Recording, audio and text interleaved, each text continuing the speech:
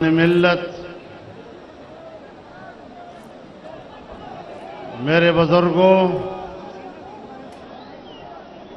دوستوں، بھائیوں، بہنوں، نوجوانوں، آج پاکستان ڈیموکریٹک موومنٹ کے زیر اہتمام اس تاریخی اور فقید المثال کانفرنس کے انعقاد پر میں پی ڈی ایم میں شامل تمام سیاسی جماعتوں کے قائدین اور ان کے کارکنوں کو دل کی گہرائیوں سے مبارکباد پیش کرتا ہوں اور اس کی کامیابی کے لیے جو آپ نے توانائیاں صرف کی ہیں، پرخلوص جدوجہد اور محنت کی ہے، میں اس کے لیے آپ کا تہہ دل سے شکریہ ادا کرتا ہوں۔ میرے محترم دوستو، آج مجھے افسوس کے ساتھ یہ بات کہنی پڑ رہی ہے کہ محترمہ مریم نواز صاحبہ اپنی دادی کے انتقال کی وجہ سے گفتگو نہیں کر سکی۔ میں میاں نواز شریف صاحب، میاں شہباز شریف صاحب،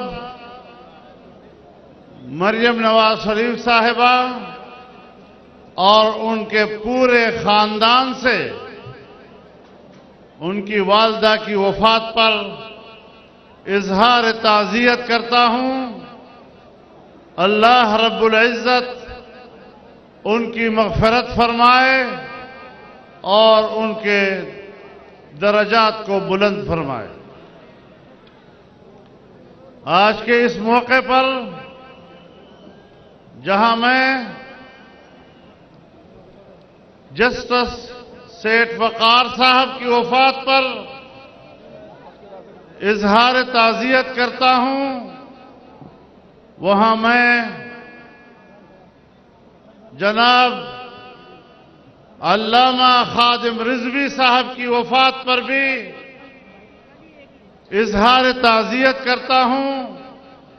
ان کے خاندان سے بھی، ان کی جماعت سے بھی، ان کے تمام متعلقین و معتقدین سے بھی اللہ رب العزت ان کی روح کو جنت الفردوس میں اعلی مقام نصیب فرمائے۔ میرے محترم دوستو، ایسے حالات میں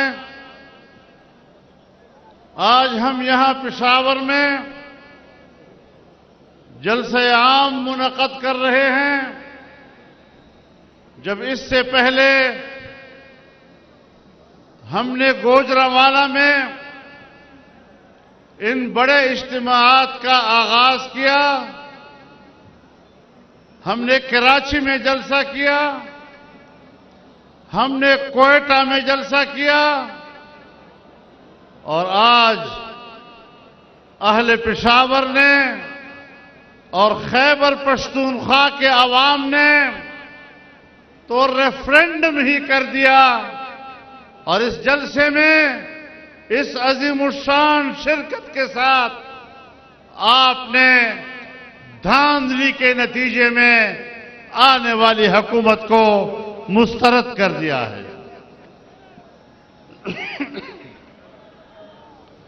میرے محترم دوستو، ہم نے پہلے ہی دن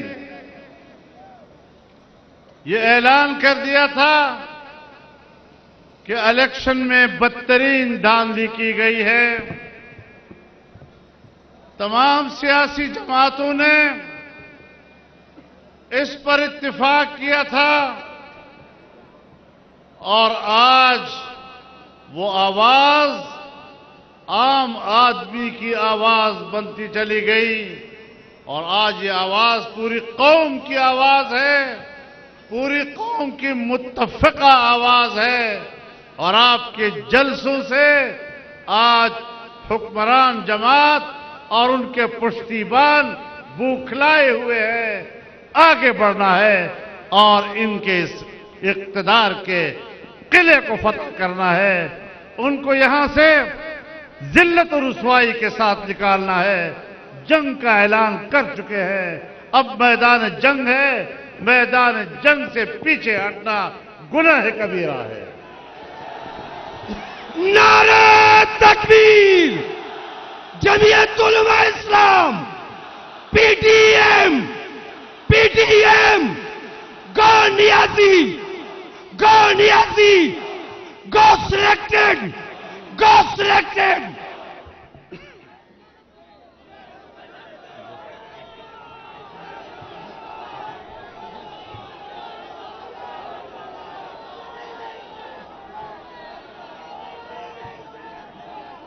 داخلہ اشارہ بولے پتبر میں در تو وہ حالات پتبر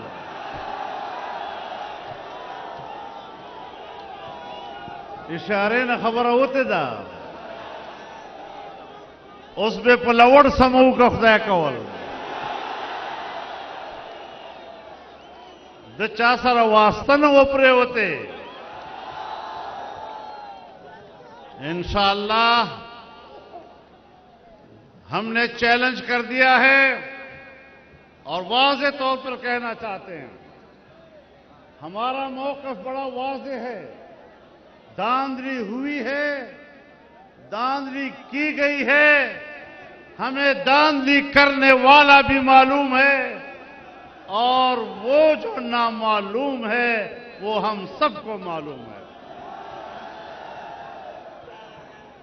ہم فوج اور ادارے کا احترام کرتے ہیں اگر وہ ہمارا دفاعی ادارہ ہے، اگر دفاعی ادارہ ہے ہمارے سر آنکھوں پر، لیکن اگر وہ سیاسی ادارہ بننے کی کوشش کرے گا تو پھر تنقید برداشت کرنی ہوگی۔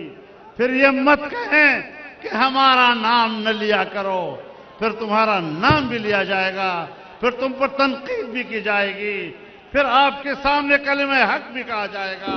اور آج بھی ہم آپ کو مہلت دیتے ہیں، آپ ان کے پشتیبانی سے پیچھے ہٹ جائیں، دستبردار ہو جائیں اور آپ کہہ دیں کہ یہ ہماری حکومت نہیں ہے، آپ اس حکومت کے خلاف آواز ہمارے ساتھ ملائیں، پھر ہم اور آپ بھائی بھائی ہیں۔ آپ سیاست میں کیوں آتے ہیں؟ آپ اپنے دفاع سے کام رکھیں، دفاع کام کریں گے تو ہم آپ کے ساتھ ہیں۔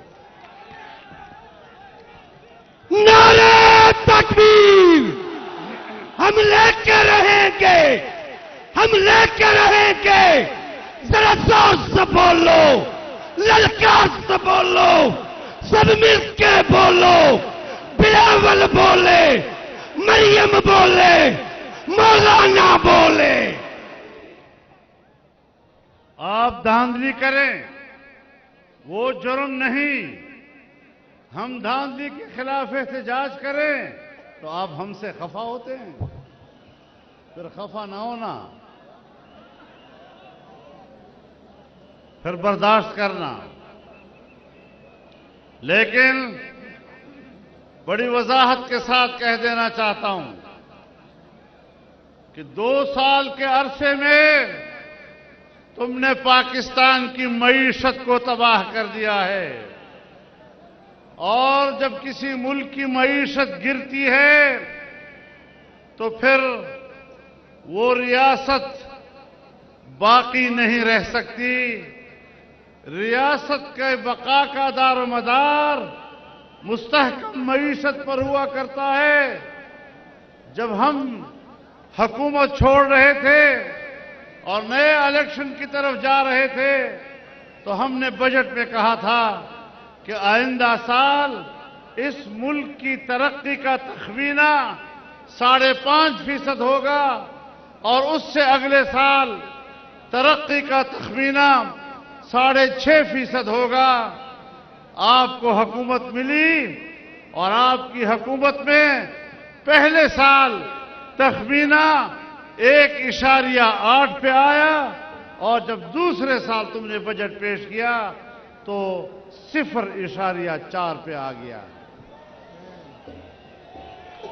اور اسٹیٹ بینک آف پاکستان نے 3 روز پہلے اپنا بیان جاری کیا ہے کہ سن 1951-52 کے بعد پاکستان کی تاریخ میں پاکستان کا سالانہ بجٹ 0.4 پر آیا ہے. یعنی اگلے سال میں آپ کی ترقی ہی نہیں اور اس سے اگلے سال بھی کسی قسم کی کوئی ترقی نہیں. پھر ہمیں کہتے ہیں معیشت کی بہتری کے اشارے مل رہے ہیں. یہ اشارے کہاں سے مل رہے ہیں؟ یہ کس چیز کے اشارے ہیں؟ اشارے مل رہے ہیں. ایک بھوکا بازار میں کھڑا ہے اور بلبلا رہا ہے. ایک آدمی گزرتا ہے، اسے کہتا ہے میرے پیچھے کوئی آدمی آ رہا ہے اور شاید آپ کے لیے کھانا لے آئے. اس کو کہتے ہیں اشارہ. اب اس اشارے سے کوئی فرق آیا؟ تو بات بنیادی یہ ہے کہ ملک کی معیشت کو تباہ و برباد کر دیا. آج ہم اس قابل نہیں ہے کہ دنیا کا کوئی ملک ہمارے ساتھ تعلقات قائم کرے. وہ ہندوستان جب واجپئی وزیر اعظم تھا تو وہ پاکستان اب بس کے ذریعے آیا، لاہور میں اترا، مینار پاکستان پر کھڑا ہوا، پاکستان کو ایک حقیقت کے طور پر اس نے تسلیم کیا. کیا وجہ تھی؟ پاکستان معیشت کے لحاظ سے مستحکم تھا اور وہ پاکستان کے ساتھ تجارت کرنا چاہتا تھا. افغانستان پاکستان کے ساتھ رابطے میں رہتا تھا، ہمارا پڑوسی ملک ہے، وہ ہم سے تجارت کرنا چاہتا تھا. لیکن آج افغانستان آپ سے مایوس ہے، وہ آپ کے ساتھ کوئی رابطہ کرنے کو تیار نہیں ہے. ایران آپ کے مقابلے میں ہندوستان کی لابی میں چلا گیا ہے.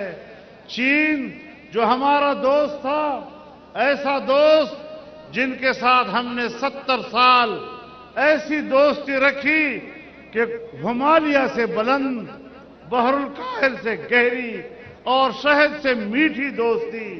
لیکن آج ہم نے ان کے 70 ارب ڈالر کی سرمایہ کاری کو تباہ و برباد کر دیا امریکہ کے اشارے پر. اور ایک ٹرمپ نے دوسرے ٹرمپ کو کہا کہ چین کے منصوبے کو ناکام بناؤ. جس طرح امریکیوں نے وہاں کے ٹرمپ کو مسترد کیا ہے، انشاءاللہ پاکستان کا عوام پاکستانی ٹرمپ کو بھی مسترد کرے گا. نعرہ تکبیر! گو نیازی! گو نیازی! جیلی حکمران مرد آباد! جیلی حکمران! جیلی وزیر اعظم! جیلی وزیر اعظم! میرے محترم دوستو، روس کیوں سوویت یونین کیوں تباہ ہوا؟ دفاعی لحاظ سے طاقتور تھا لیکن معاشی لحاظ سے کمزور ہوا، اپنا وجود کھو بیٹھا. آج پاکستان کا یہ حشر کر دیا گیا ہے. آج یہ پاکستان کا گوربچوف بننا چاہتا ہے. جس طرح اس کی غلط روش نے اور غلط پالیسی نے سوویت یونین کا خاتمہ کیا، آج یہ پاکستان کا خاتمہ کرنا چاہتا ہے. عجیب بات یہ ہے، عجیب بات یہ ہے کہ سیاستدانوں کو کہتا ہے کہ یہ مجھ سے این آر او چاہتے ہیں. پیدا منہ این آر او غواړي.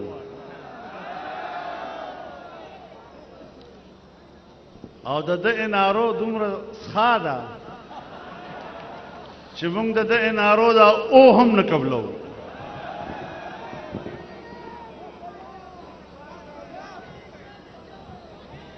دته بس این آر او انارو تغواړي او مونږ دل نظر کو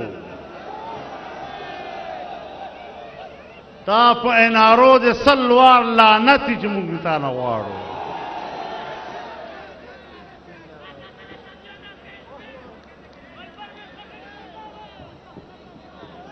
تو میرے محترم دوستو جو حکومت سیاسی طور پر ناجائز جس کی کوئی حق اقتدار موجود نہیں جو کارکردگی کی بنیاد پر نااہل معاشی قاتل ہے پاکستان کا آج ناکام خارجہ پالیسی کہ نہ تو آپ پر امریکہ اعتماد کرنے کے لیے تیار ہے نہ آپ پر چین اعتماد کرنے کے لیے تیار ہے ہندوستان پہلے سے آپ کا دشمن ہے افغانستان آپ پر اعتماد کرنے کو تیار نہیں ایران آپ پر اعتماد کرنے کو تیار نہیں اور تم دوسروں کو کرپٹ کہتے ہو جب تم اقتدار میں آئے تو سعودی عرب نے دوستی نبھاتے ہوئے آپ کو $2 ارب دیے امارات نے دوستی نبھاتے ہوئے آپ کو $2 ارب دیے آج 2 سالوں میں وہ آپ سے ناراض اور اس حد تک ناراض کہ اپنے پیسے پہ ڈر رہے ہیں کہ کہیں ہمارے پیسے کو تم کہیں اپنے پیٹ میں نہ ڈال دو اس کو ضائع نہ کر دو چین کے پیسے کو ضائع کیا سعودی عرب اب اپنے پیسے کو ضائع دیکھ رہا ہے اس نے آپ سے $2 ارب واپس مانگ لیے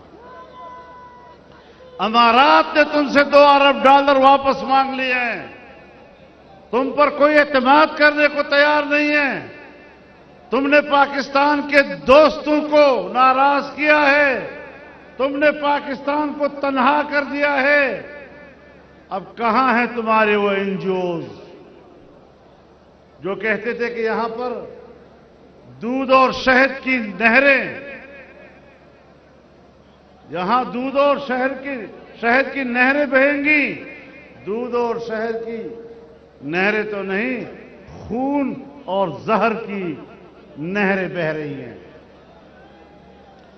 تم دنیا کی نظروں میں بھی ناقابل اعتماد تم اپنی قوم کی نظروں میں بھی ناقابل اعتماد تم اپنے پڑوسیوں کے نظروں میں بھی ناقابل اعتماد تو پھر یہ قوم کوئی جانوروں کی قوم نہیں ہے کہ جس کے سامنے آپ جو چارہ ڈالیں اور وہ قبول کر لیں اور جس طرح آپ ان کو ہانکے وہ ہانکتے چلے جائیں یہ انسانوں کا ملک ہے معزز شہریوں کا ملک ہے محترم لوگوں کا ملک ہے اور محترم قوم کے اوپر کسی ذلیل اور رسوا انسان کو مسلط نہیں کیا جا سکتا مرد آباد دشمن حکمران وطن دشمن حکمران ملک دشمن حکمران ناکام حکمران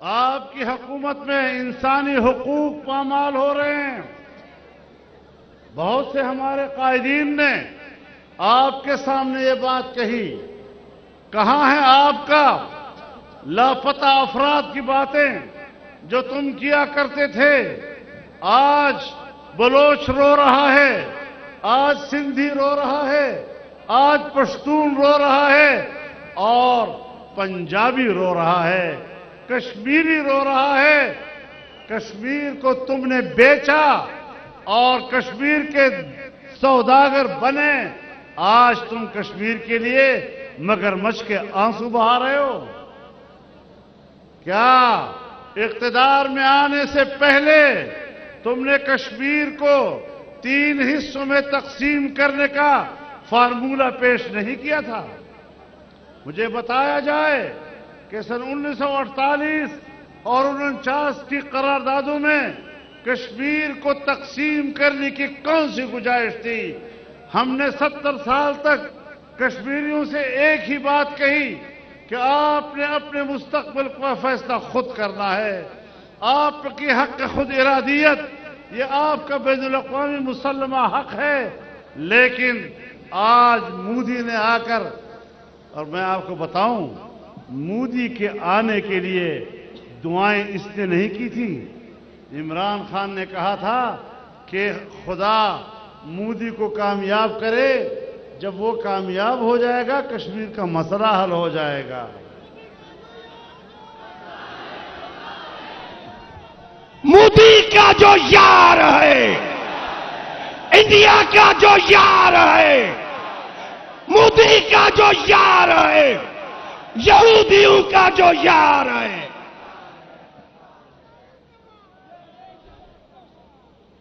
تو مودی کو دعائیں دینے والے تم، اس کو اقتدار میں لانے کے لیے مسئلہ کشمیر کے حل کی امیدیں وابستہ کرنے والے تم، اور آج مگرمچھ کے آنسو رو رہے ہو.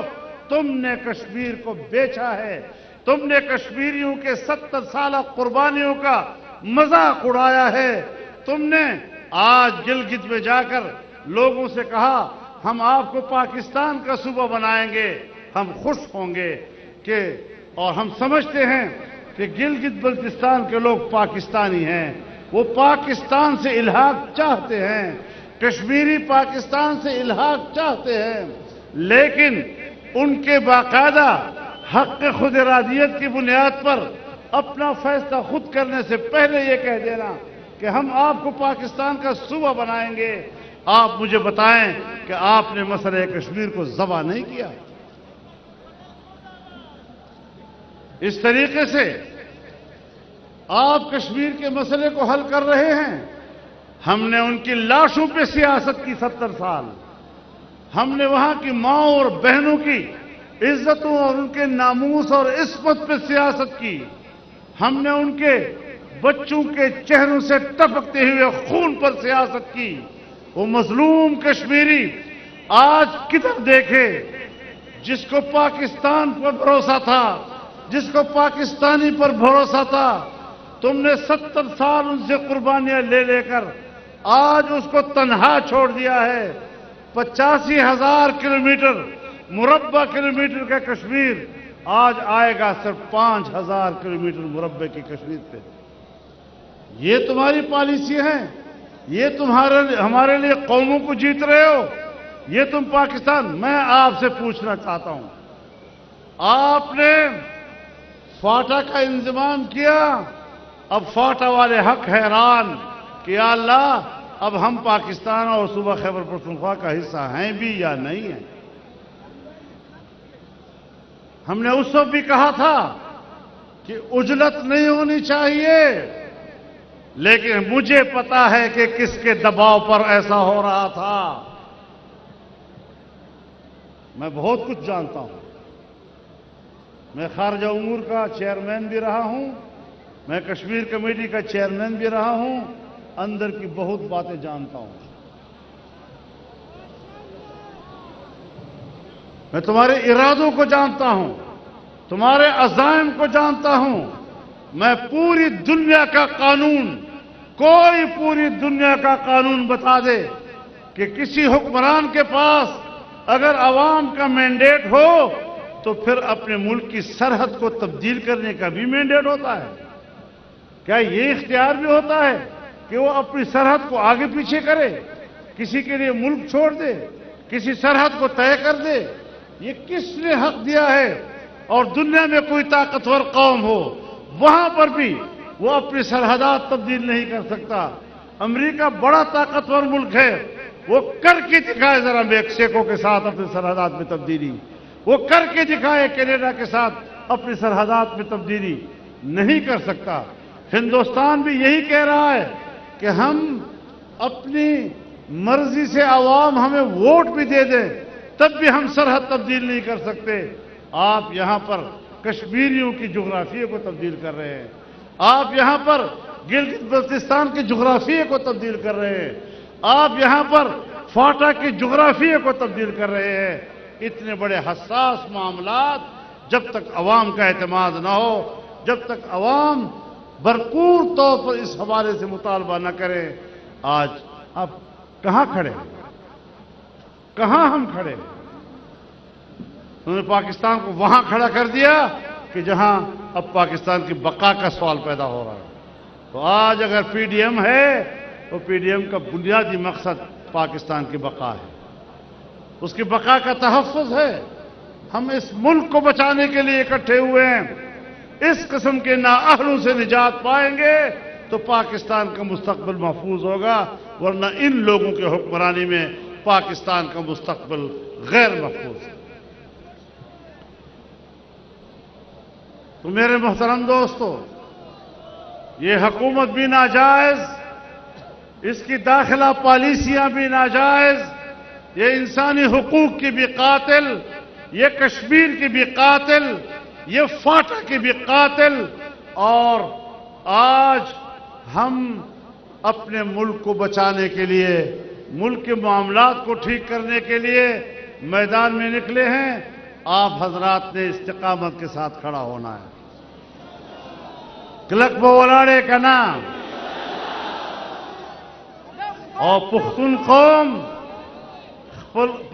قوم اگر خپل پلار نکپت پیژني, اگر غیرت پیژني, خپل پختو پیژني, او انشاءاللہ پختانه یو که خدای کول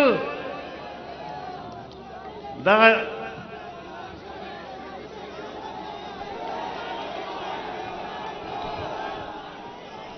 نعرہ تکبیر, قائدہ اشارہ کوا, قائدہ اشارہ کوا, لبیک لبیک لبیک لبیک. نوجوان محترم ورونو, پی ڈی ایم خپل بنیادی مقاصد و اعلان وکړ, جمہوری, سیاسی, انسانی حقوق په حواله او دا چې د آئین پاکستان اسلامی, وفاقی او جمہوری حیثیت به محفوظ وي او اسلامی دفاع و تحفظ او په هغه باندې عمل درآمد به یقیني وي. دغه بنیاد باندې زموږ اتحاد خپل فیصله وکړي. نو محترم ورونو, دا ملک زمونږ ده, مونږ په دې ملک کې د چا غلامان نه یو. مونږ د فرنګي غلامي نه ده منلې, مونږ د امریکای غلامي نه ده منلې, مونږ د ګوډاګیانو غلامي هم قبلولو ته تیار نه یو.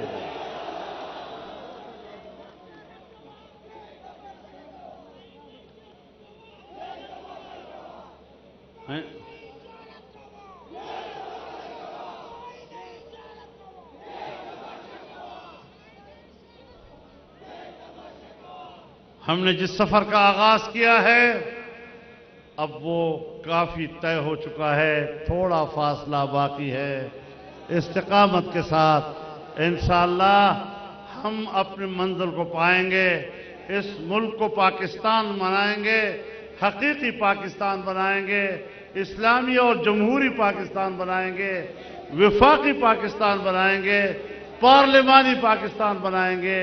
اور 18ویں ترمیم کے ذریعے صوبوں کو جو حقوق دیے گئے ہیں, کوئی مت سوچے کہ ہم صوبوں کو دیے ہوئے حقوق پر کوئی سودا کے لیے تیار ہو سکیں گے. ہم NFC ایوارڈ پر کوئی سمجھوتا کرنے کے لیے تیار نہیں ہے. ہم صوبوں کے حقوق پر کوئی سمجھوتا کرنے کے لیے تیار نہیں ہے.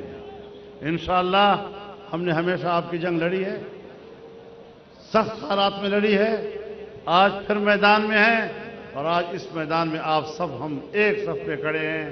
اس صف کو مضبوط بنانا ہے, اس صف کو